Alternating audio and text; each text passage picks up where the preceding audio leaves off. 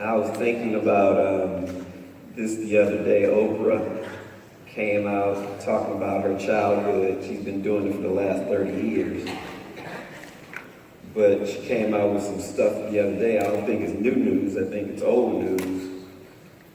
But I was wondering to myself, if you've been living the last 30 years or 25 years as a billionaire, do you really think about your first 20 years of your life? That would be like, I know you have flashbacks, but do you stay there in one period, Brother Bobby, of your life, or does your life keep moving forward? I think for most of us don't understand that when we live in our past, it does damage to us personally. Some of us are adults and we're still mad at people that made mistakes in their life. And for some of you who are children and who have parents that have abandoned you, I want to say this one thing to you. People make mistakes when they're 19, 20, 21 years old. And the things that they did when they were in their 20s, they might not have done it when they were in their 40s because times change. But can we just give people a break and forgive them for the mistakes they made in their past, whether they were a good parent or a bad parent, no matter what kind of parent they were, can we give them some forgiveness? Yes. Come on, Pastor, say it. I was talking to one of the church members from a long time ago and talking to her son, and we were talking about his father and the time he grew up in. Growing up in the 60s and 70s, right after the Civil Rights Movement, man, most of the black men that I knew growing up were all alcoholics. I mean, they got this blues song, The Eagle Fly on Friday. And when Friday came, they worked all week, but they got drunk all weekend. And some of the things that they did on the weekend, they weren't proud of, but they still did them. But we judged them, and we judged our uncles and our aunts and our relatives for making some bad mistakes in their life.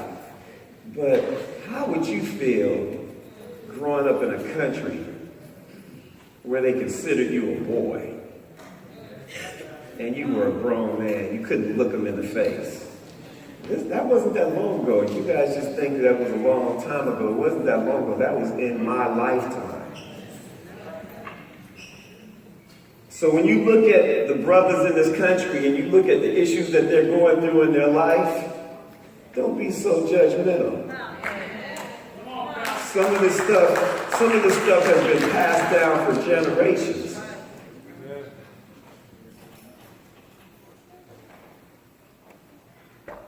So think about it. That you can't go into a restaurant. You can't go into a hotel.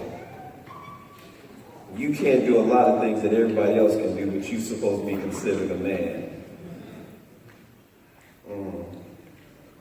I was having this conversation with my sister, and we went back to a family reunion in Stanford, Texas in 1968. 1968.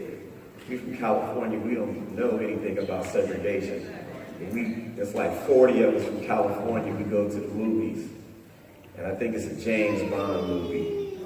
And we bought our tickets. And we got ready to walk into the theater. Stanford, Texas, 1968. And we get ready to walk in the theater and tell us, you can't go in here. We tell them, what are you talking about? Your section is upstairs.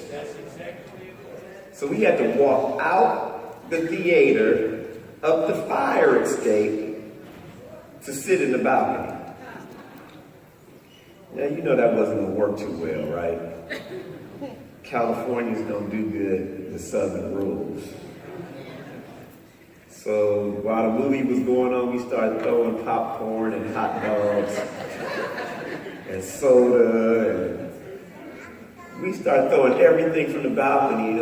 I told you it was like 40 of us from California, and they said, "You guys gotta leave." They kicked us all out of the movie theater. 1968. And before we got home, the sheriff had called my grandfather. He said, "You better teach your kids some manners." But he wouldn't come over to the black side of town, because the black side of town was run by my grandfather. So it was a matter of respect that they didn't do anything else to us because of who his name was. I don't know how they knew that we were Rooney grandkids, but he did know that we were out of line in Stanford, Texas. And I was just saying this to say, stop being so judgmental on people that made mistakes. I said that just to say that.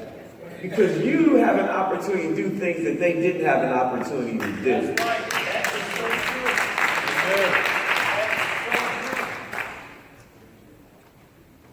1968, I think, was the same year James Brown came out with "Say It Loud, I'm Black and I'm Proud." That's exactly right, Pastor. And for those of you who don't know what kind of impact music has on the community, it changed the whole Black America. Because black people and light-skinned black people were having issues of color in their own community. Light skin didn't like dark skin. You couldn't go to certain colleges if you didn't pass the paper bag test. Oh, you guys didn't know about that, huh? Yeah, well, it's the truth. You couldn't go to the prestigious schools on the East Coast if they were black and you were darker than a paper bag.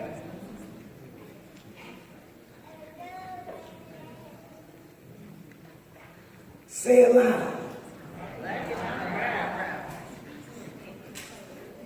Say it loud.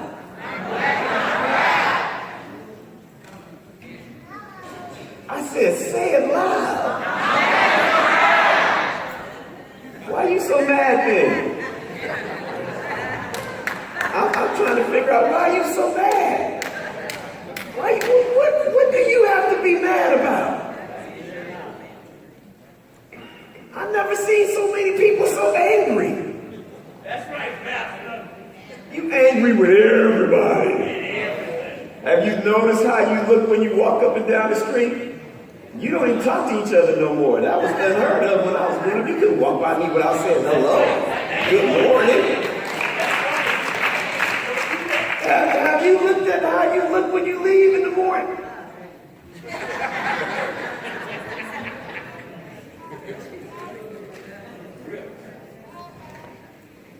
The worst mistake I ever made was to try to turn Donna into an Oaklander.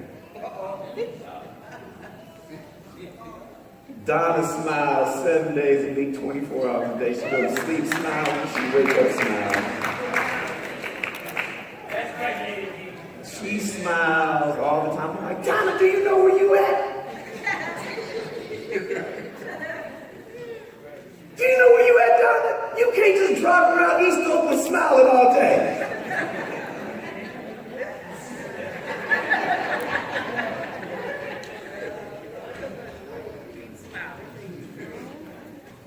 I'm trying to change her, and I need to change the people around us.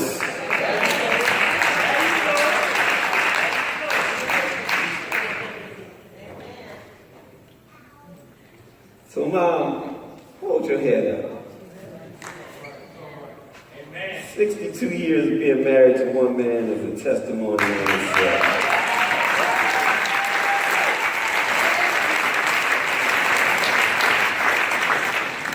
Please, I wish I had somebody take care of me like that. Oh, I do, sorry. Thank you, Dr. Donovan, you're so sweet.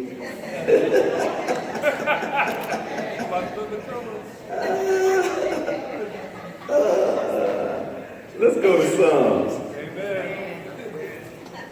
That was just my intro. Let's go to Psalms. But Dale sung a long time this morning, so I might increase that long. Psalms 136. Go to Psalms 136.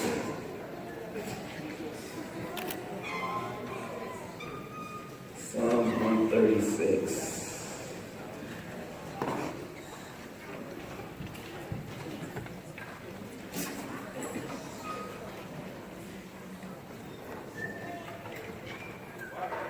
I want you to do something with me this morning. I want us to read together. I'm going to read the first part of the verse, and you're going to read the second part of the verse. Amen? Are you ready? Are you there? Psalms 136, verse 1. Are you there? Are you there? Psalms 136, verse 1, reading from the New King James Version. It reads thusly, "Oh, give thanks to the Lord, for he is good. Oh, give thanks to the God of gods. Oh, give thanks to the Lord of lords. To him who alone does great wonders. To him whom by wisdom made the heavens. To him who laid out the earth above the waters. To him who made great lights. The sun to rule by day. The moon and the stars to rule by night. To him who struck Egypt in their firstborn. And brought out Israel from among them. With a strong hand and with an outstretched arm. To him who divided the Red Sea in two. For his mercy endures forever. Look at your neighbor and say, neighbor. Pastor's going to talk about his mercy endures forever. Mercy endures forever. Mercy endures forever. You know, we talk about filial love, and we talk about eros love, and we talk about agape love. And we use agape love like that is the finality of love, but wrapped up in a perfect bow. But really, that word has been so sanitized. We talked about this a couple weeks ago. Compromised, that we now have a word for love that everybody likes. Agape. Love. Of all of the words for love studied so far, agape is the one word for love we should not like. The other loves are different. We're supposed to like them. The beautiful word, hesed, which we just read when we talked about his mercy endureth forever. That's love. His love endureth forever. Hesed is the beautiful love.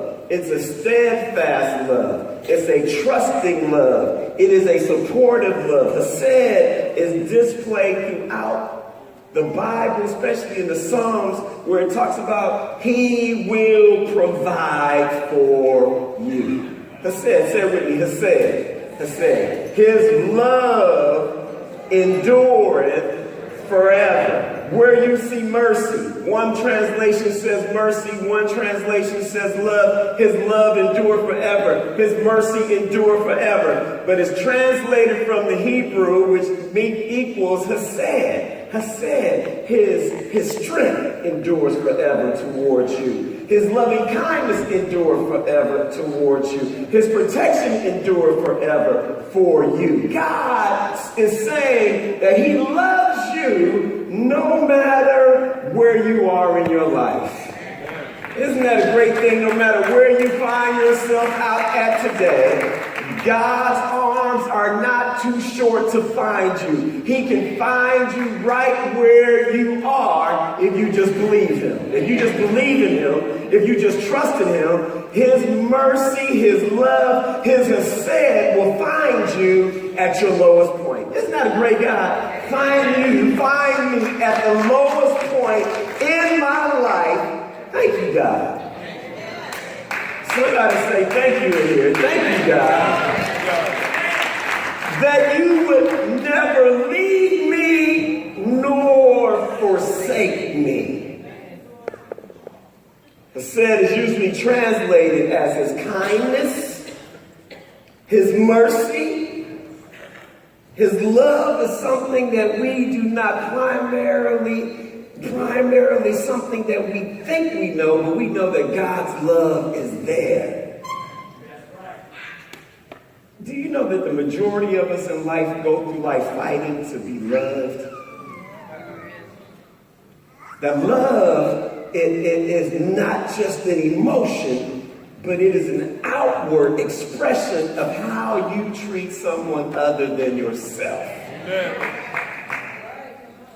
But it's really difficult to love someone other than yourself when you don't even know how to love you. And so for the last 30 days, we've been doing this whole test. We've been testing ourselves, waking up every morning, asking ourselves or telling ourselves, I love me. Somebody said with me, I love myself. I love God. And I love my neighbor.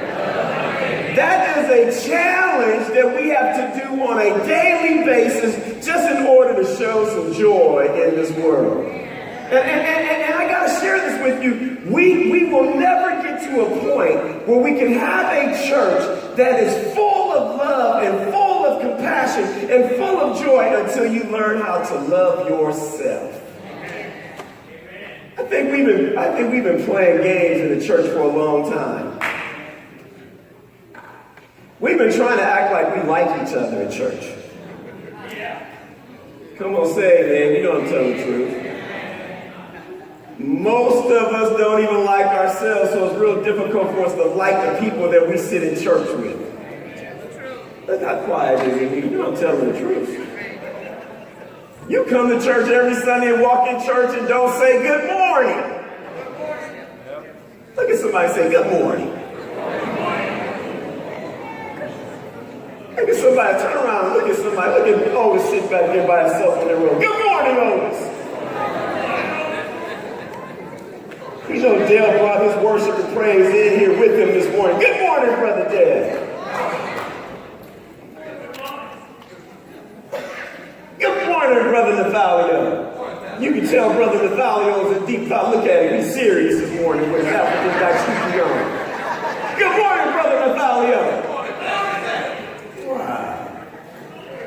Good morning, Sister Jean. Good morning. Why does it hurt to share some good news with someone else? Most of us are trying to be in love. Hello? All you single people in here, you trying to be in love. Hello? Hello? Can I get a hello from you single folks? Single folks, say hello. Single folks, I can't hear you say hello. Yeah. Single folks, stand up.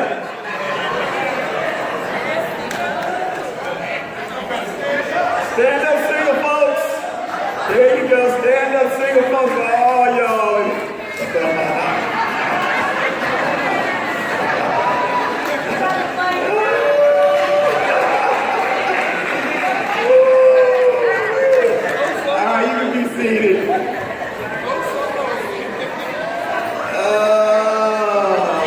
I seen you dancing at your daughter's 50th birthday party. You went dancing with Jesus.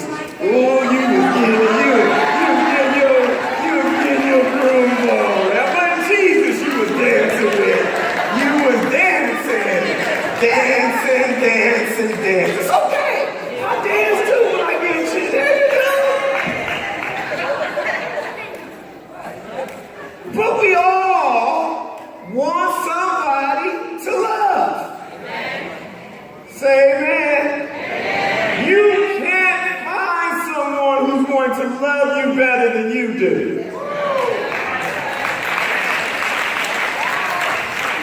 Hello? Hello? They will love you, but they will never give you everything you want. Hello? Hello, married people, you know what I'm talking about. They give you what they want you to have. Hello? They don't give you exactly what you want. It's always what they want you to have. So you got to be prepared when you get what they give you to be appreciative. Look at your neighbor and say, that's learned behavior.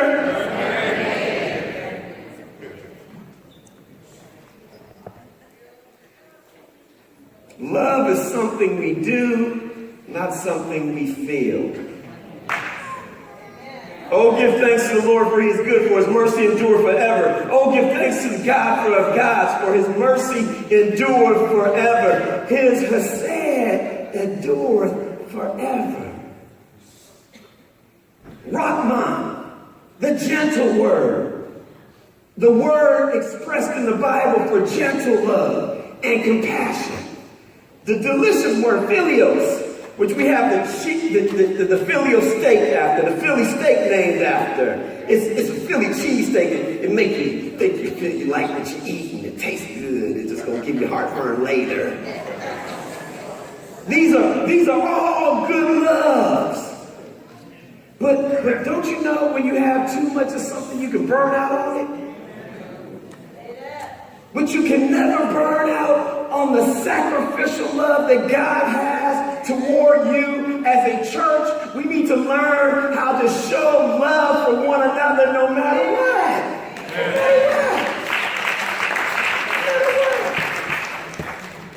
I figured something out, Brother Bobby. We will never get to that church in Acts 2:40 without love. We will never get there without love. You will never, ever love your children without making sacrifices. If you can tell you're a parent and you haven't made any sacrifices for your children, I question you. Because there's no way that you can say you're a parent and you haven't made some sacrifices.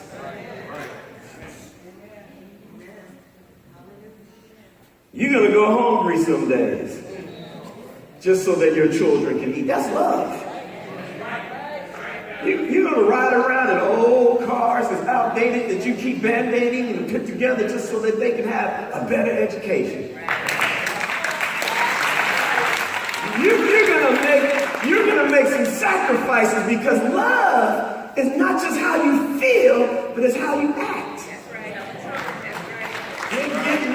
Go ahead, give me like 5 people here.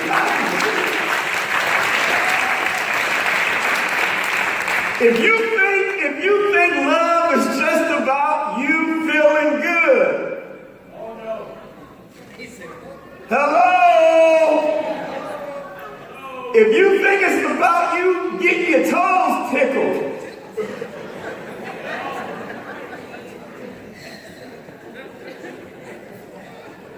look at that, whispers. I'm in love. My toes tingling, I'm in love. No, you're not. You're an Eros.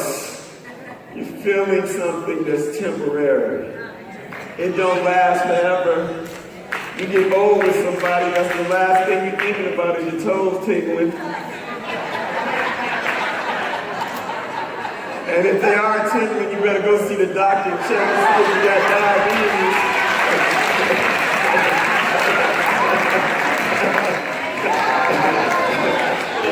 You better go see if you got your blood pressure. It better send you down, right?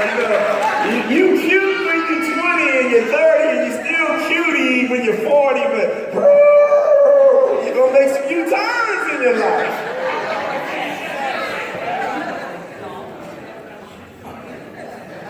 But aren't you glad God's love endures forever? I said, aren't you glad that God's love endures forever? I said, aren't you glad that God's love endures forever? Anybody happy that God loved you in spite of yourself or the things that you've been through or the things that you've done? Aren't you excited this morning that God still loves you after all of the mistakes you have made? That his love endures forever? You ought to just give him a hand praise this morning for not forsaking you, for not turning his back on you, that he loves you in spite of you.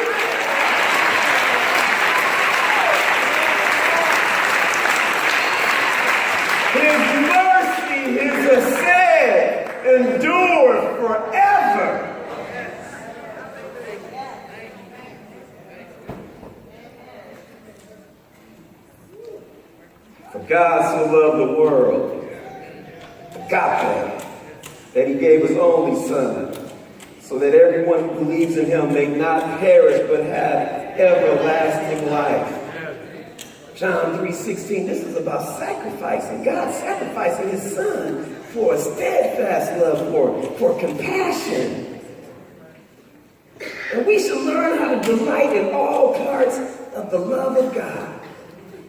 Not just in the little part that make you feel good, but in all parts of it.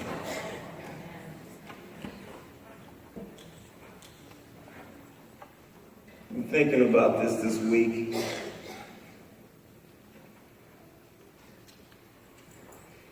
And trying to see if I could find another angle to preach about this love and activating a church that I want to see in my lifetime. You know what I learned, church, that life is so fleeting. It's so short. And some of us sitting in here right now, we're not going to be here tomorrow.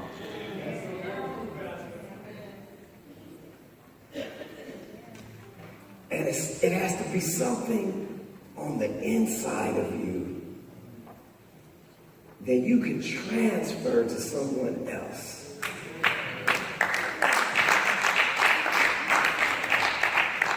You're really going to have to learn how to love yourself so deeply that you can give it to your children, and that they can give it to their children, and that it can continue on throughout life. I know one thing about my children is that I know that whoever they come in contact with in their life, they're going to love them.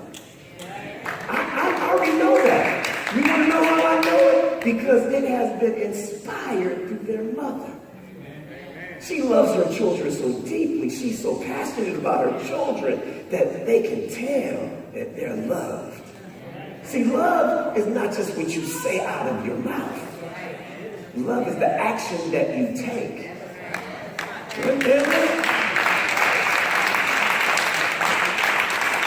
Let me share this with you. For those of you who are in here, you can't change the way someone loves you. Can't do it. You can't make them love you.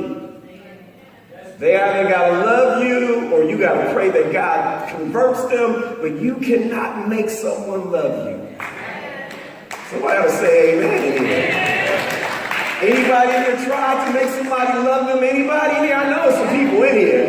The majority of you in here tried to make somebody love you. Stop it. Didn't work out that well, did it?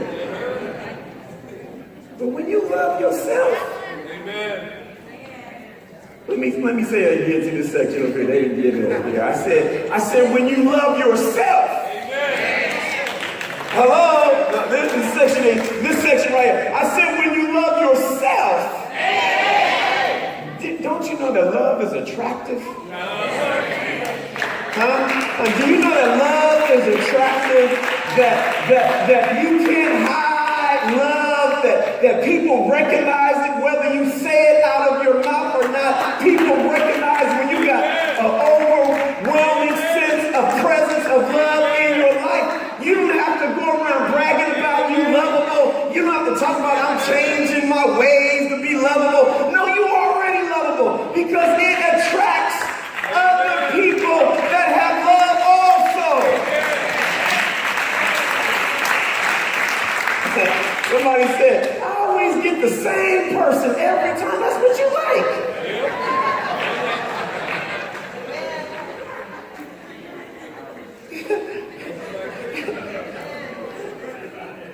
You like that. You're trying to act like you don't like it. You do like it. I know I was a victim of it. Look, he laughed. Yeah, some of you are victims of it too. You haven't been able to move. Because don't nobody recognize your ability to love. Isn't it a shame that we're looking for people to love us? Right? We're looking for people to love us, but we don't even love ourselves.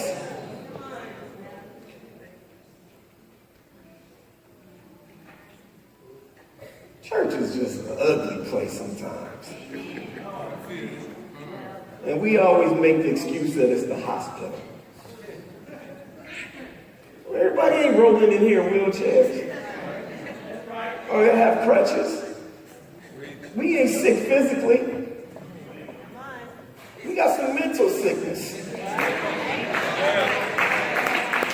Go ahead and put your hands together. Some crazy, you keep me in your family. You might be the chief crazy, because I know I'm chief crazy in my family. Second emotion is Gene Carey. Amen, somebody. I want to challenge you. Everybody resting on your feet.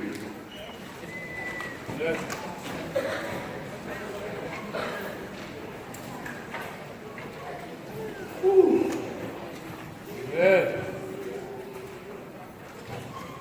All you single people in here, I want you to find somebody. Touch somebody next to you. You ain't got to move. Just find somebody next to you.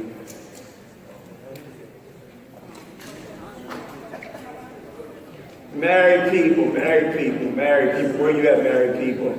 Find some of these single people, married people, and get in the middle of them. Get in the middle of them, you single people. No, keep going past them right there. They need Mama Sally. Look around here, Mama Sally. Come over here, Mama Sally. Come over here. This section right here they need your wisdom in this section.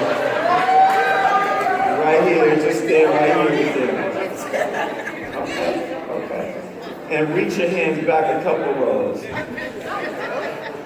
All of them need this section.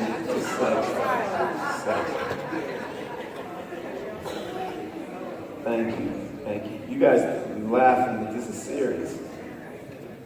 Because what we have a curse over our community. And we don't know how to love anymore. And we think it's okay. It's not okay to be mean and rude and nasty. That's not okay. And what we don't realize is that our children are acting out our behavior. Oh, you don't get a pass. Don't nobody get a pass on the behavior for our children, because we have to do some self-examination over our own lives. I don't know about you, but I'm ready to see a different kind of community and a different kind of church. That when I come into church on Sunday morning, I have to force you to speak to me. You should have enough confidence in yourself and your own behavior to just be nice to someone. It don't always have to be a battle royal. We don't always have to be fighting amongst ourselves. Even if we bantering and it's just joking, we don't have to do that every week. Amen. This self-hatred has to stop. And we can't just keep coming to church thinking that it's only about us getting happy and that I'm supposed to make you feel good. I'm supposed to check you. I'm supposed to help you make your life better. That's what the shepherd is over the flock. And you might not like how I instruct you sometimes, but that's okay. You don't have to be my friend. You don't have to be my friend, but you do have to respect me.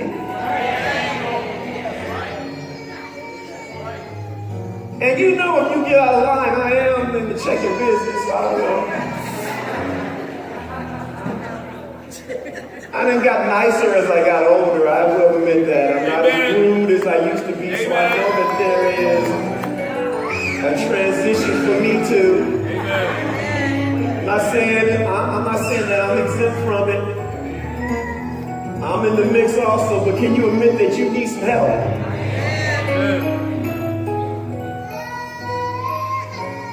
All heads bowed, all eyes closed. Father, we thank you that your ascend, your mercy, your love endure forever. We pray right now that you would anoint every family member here today with the power of the Holy Ghost that will lead and guide them into all truth.